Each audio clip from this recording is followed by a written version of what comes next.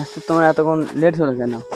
আরে বলো না শোনা, আমি মাঠ থেকে কাজকর্ম করতে করতে আসলাম, বাড়িতে অনেক চাপ, আব্বা অসুস্থ, মা উপর কাজ পড়ে গেছে, খুব চাপ।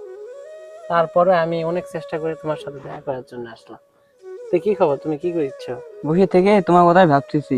জানো, আমার না খুব ভয় করে যদি তুমি আমার জীবন থেকে হারিয়ে যাও। কি বলো? আমি তোমার জীবনের থেকে হারাবো না। জানো, আজকে না আমি একটা স্বপ্ন দেখেছি, তোমার বিয়ে হয়ে যাচ্ছে। আমি না তোমাকে ছাড়া কাউকে আমি বিয়ে করবো, আমি তোমাকেই ভালোবাসি। আমি না বসে থেকে অনেক কাঁদতেছি, তুমি যদি আমার জীবন থেকে চলে যাও। তোমাকে ছেড়ে আমি কখনোই যাবো না। আমি না তোমাকে নিয়ে অনেক স্বপ্ন আছে, একটা চাকরি থাকবে, একটা বাড়ি থাকবে, বাইরের দেশে দুজন ঘুরতে যাব। সব কত মানুষের কি সব থাকতে পারে না? আচ্ছা থাকো, দেরি হলে ভাইয়া বকা দিবে। ঠিক আছে, রাত্রে আমাকে ফোন দিও। এসব মিস্ত্রিদের শরীরে মনে হয় কোনো পুষ্টি নেই, তা না হলে এতজন লাগে একটা বাড়ি করতে। কাজ তো করতেইছে, একটু দেরি হবে। কিরকম কাজ যারা করছে সে তো দেখে বোঝা পড়ছি। আচ্ছা যাই হোক, মামুনের কি খবর? মামুনকে টাকা দিছে? ছেলে দিলে পাঠাচ্ছে নয়, টাকা দিতে একটু দেরি হবে। নরম গলায় কথা বললে কি টাকা দিবে? বাড়ির থেকে তুলে নিয়ে আয়, তাহলে এমনি টাকা দিবে। দেখ বন্ধু, শালারা সুদের টাকাতে কত বড় বাড়ি করেছে। যদি সুদখোরদের পুরস্কার দেওয়া হতো তাহলে টনি চেয়ারম্যান এই পুরস্কারটা পেত। সুদখোরেরা টাকা পয়সা দেয় কতই কিছুই কইছে, তাই না? খালি বাড়ি লয়, 3টা বিয়াও করেছে আবার। আচ্ছা, ওই যে সুদের টাকা দেয় এগুলা করতেছে, আর কি মরার ভয় নাই? যারা অসৎ পথে থাকে তারা মরার ভয় করে না। শালা কত টাকা পয়সা করিছে। তাহলে তোর গার্লফ্রেন্ডের কি খবর? ওই রকমই, সারাদিন বলে বিয়ে কবে করবা। ঠিকই তো বলছে, এইরকম করে আর কতদিন? বিয়ে তো করতে বলতেছে, বিয়ে করে কি খাওয়াবো? আরে বন্ধু, তুই যা খাস তাই খাওয়াবি। আরে পাগল, বাড়িতে আমি টুকটাক কাজ করি দেখে আমাকে ভাত দেয়, আর আমি যদি এখন বাড়িতে বিয়ের কথা বলি ডাইরেক্ট আমাকে মেরে ফেলবে। তাহলে যে কোনো কাজ অথবা চাকরি বাকরি ম্যানেজ কর। হ্যাঁ, সেগুলাই চিন্তা করতেছি, দেখি কি হয়। হ্যাঁ, তুই ভাবে কোন দিন দেখবি যে ওর বিয়ে হয়ে গেছে। আরে দূর, বিয়ে হয়ে যাবে কেন? না পাগল, তোর জন্য ফালিয়ে রাখবে। তোকে আগে বলেছিলাম একটা কাজ অথবা চাকরি বাকরি ম্যানেজ কর, তারপর রিলেশনে যাস। থাকলে তোর বাড়িতে মেয়েদের লাইন ধরে থাকলো হনি। তা তো ঠিক। দেখ জাইদুল ভাইকে দেখ, টাকা পয়সা অনেক কিছু আছে, কিন্তু ভালো মেয়ে পাচ্ছে না বিয়ে করার জন্য। আচ্ছা ঠিক আছে, চল আমরা যাই।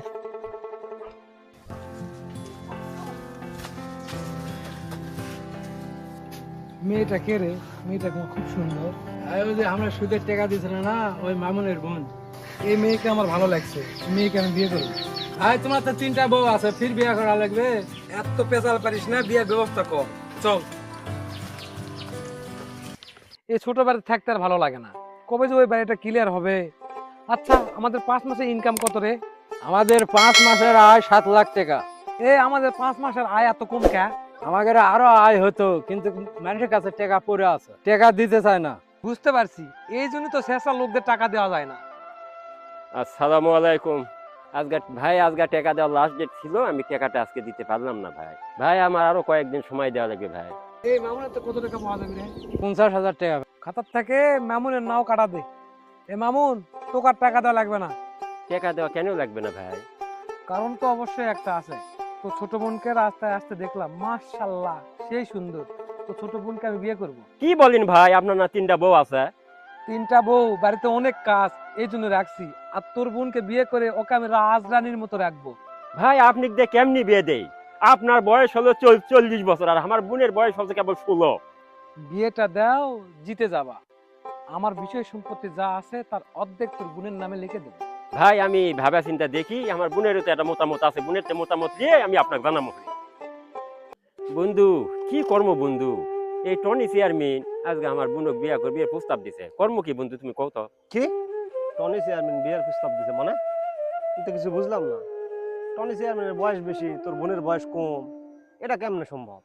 ভুলেও অর্ধে বিয়া দিস না, ওর 3টা বউ অলরেডি আছেই। বন্ধু আমি তো প্রথম রাজি হইনি। আমার বোনক বলে চেয়ারম্যান রাস্তা দেখিছে, দেখা মনে করে যে বিয়ে করবি, আমার প্রস্তাব দিছে। তারপর আমি আমার যে বিশাল সম্পত্তির অদাহদির আমার বোনের নামে লিখে দিবি। আমি ভাবা চিন্তা দেখি এই চেয়ারম্যানের কাছ থেকে চলে আসি। দেখ ভাবে চিন্তে দেখ, তোর বোন এখন তুই যা পারিস কর, যেটুকুই করবো ভাবে চিন্তে করিস। আমি সুদ করে বিয়ে করতে পারবো না। সবচেয়ে বড় কথা হলো ওর 3টা বউ আছে। আরে সুদখোর হচ্ছে তা কি আছে? ওর তো অনেক টাকা আছে, ওর কাছে বিয়ে হলে তুই আনির মতো থাকবি বোন। আমি ওকে বিয়ে করতে পারবো না, আমি একজনকে ভালোবাসি। তুই কাকে ভালোবাসিস সেটা আমি জানি। এই ফকরনির বাচ্চা বিয়ে করিস তাহলে তোকে ভিক্ষা করে খাবি বোন। আমি একটা কথা বললাম বোন, তুই বিয়ের জন্য রাজি হয়ে যা বোন, তুই অনেক সুখে থাকবি বোন, রাজি হয়ে যা বোন। টনির 3টা বোন, 3টার মধ্যে তুই সুন্দর বোন, তোকে অনেক সুখে রাখবি বোন, তোকে অনেক ভালোবাসবি বোন, অনেক জমা জমি তোর নামে লেখা দিবি বোন। আমার দিকে একবার দেখে বোন। ঠিক আছে, আমি ভেবে দেখি। তুমি আমাকে ভুলে দাও, ভাই আমার বিয়ে ঠিক করছে। ভুলে যাওয়া কি এতই সোজা? তোমাকে আমি অন্যদের মতো ভালোবাসিছি, তোমাকে কি আমি চাইলেই কি ভুলতে পারবো? তুমি আমাকে বলতে পারবে না, সেটা তোমার ব্যাপার, এতে আমার করার কিছুই নাই। ভাইয়া আমার টনির সাথে বিয়ে ঠিক করছে। তুমি আমাকে বলতে যে আমাকে ছেড়ে যাবে না, তাহলে এখন আমাকে ছেড়ে চলে যাচ্ছ কেন? তাহলে এটাই তোমার শেষ কথা? কিছু বললে বলতে পারো, এটাই আমাদের শেষ দেখা। শেষমেশ টাকার কাছে বিক্রি হয়ে গেলা। জীবনে চলতে গেলে টাকার দরকার আছে। তুমি আমাকে বিয়ে করে কি খাওয়াবা? তো নিজেই চলতে পারো না। ভালো থেকো, আমি চলে গেলাম। কে রে, তুই কি সুদের উপর টাকা নেবে আসছু? তুই তো সুদের উপর টাকা নিলে টাকা দেওয়া পারবি না। না ভাই, আমি টাকা নিতে আসিনি। টাকা নেবে আসিস নি, তাহলে এখানে কি জন্য আসছু? ভাই আমি শুনলাম আপনি বলে সাথীকে বিয়ে করবেন। হ্যাঁ, বিয়ে তো করবোই। বিয়ের সময় দাওয়াত তুই ঠিকই পাওয়া যাবে। ভাই আমি সাথীকে ভালোবাসি, আপনি সাথীকে বিয়ে করেন না। ও, এবার বুঝলাম তুই এখানে কেন আসছিস। শোন, তোকে একটা কথা বলি, এই দুনিয়াতে যার টাকা আছে তার সব আছে, তার পিছনে সবাই ঘোরে। তোর প্যান্টে একটা বাড়ি মেলাতে একটা টাকাও বাড়াবে না।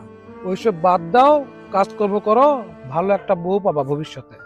ভাই আমি সাথীকে খুব ভালোবাসি, আমাদের 2 বছরের সম্পর্ক। আমি হয়তোবা সাথীকে ছাড়া ভালো থাকতে পারবো, কিন্তু বাঁচতে পারবো না। প্লিজ ভাই, আপনি দয়া করে ওকে বিয়ে করেন না। তোমার সাথে আমি যত সুন্দরভাবে কথা বলছি, অতটা সুন্দর আমি না। যদি সুদের উপর পুরস্কার দেওয়া হতো, তার সর্বপ্রথমে আমি পেতাম। তোমার সাথে খারাপ ব্যবহার করার আগে তুমি এখান থেকে যাও। ভাই আর কথা বাড়াস না, এখান থেকে যা।